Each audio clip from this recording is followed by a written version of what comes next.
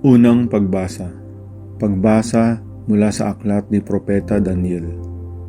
Samantalang ako'y namamahinga sa gabi, patuloy ang aking pangitain. Ang nakita ko naman ay isang tila taong nakasakay sa ulap.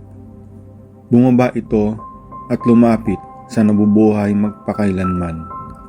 Binigyan siya ng kapahamalaan, ng karangalan at ng kaharian.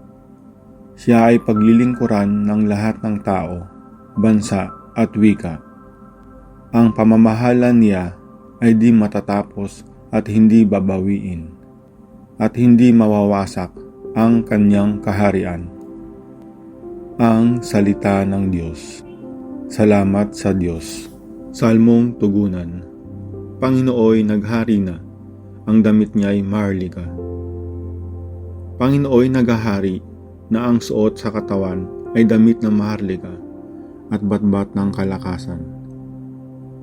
Panginooy naghari na, ang damit niya'y maharlika. Ang sandigan ng daigdig, matatag ang pinatungan. Kahit ano ang gawin pa'y hindi ito magagalaw. Ang trono mo ay matatag simula pa noong una. Bago pa ang ano paman, likas ika'y naroon na. Panginooy naghari na, ang damit niya'y maharlika. Walang hanggan, Panginoon, ang lahat ng tuntunin mo. Sadyang banal at matatag ang sambahang iyong templo. Panginooy naghari na, ang damit niya'y maharlika. Pagbasa mula sa aklat ng pahayag.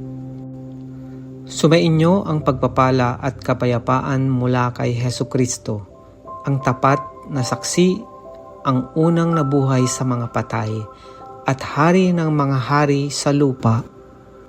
Iniibig niya tayo, at sa kanyang pagkamatay ay pinalaya niya tayo mula sa ating mga kasalanan. Ginawa niya tayong isang liping maharlika upang maglingkod sa Diyos at kanyang Ama bilang mga saserdote. Kay Hesukristo ang kapurihan at kapangyarihan magpakailanman. Amen. Pakatandaan ninyo, darating siyang nasa mga alapaap, makikita ng lahat, pati ng umulos sa kanyang tagiliran. Dahil sa kanya, iiyak ang lahat ng lipi sa lupa. Magkakagayon nga. Amen. Ako ang Alpha at ang Omega, wika ng Panginoong Diyos na makapangyarihan sa lahat, Diyos sa kasalukuyan, sa nakaraan at siyang darating. Ang salita ng Diyos. Salamat sa Diyos.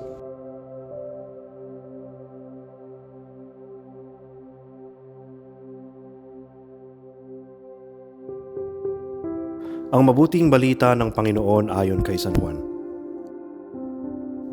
Noong panahong iyon, itinanong ni Pilato kay Jesus, "Ikaw ba ang hari ng mga Hudyo?" Sumagot si Jesus, "Iyan ba'y galing sa inyong sariling isipan o may nagsabi sa inyo?" "Ako ba'y Hudyo?" tanong ni Pilato.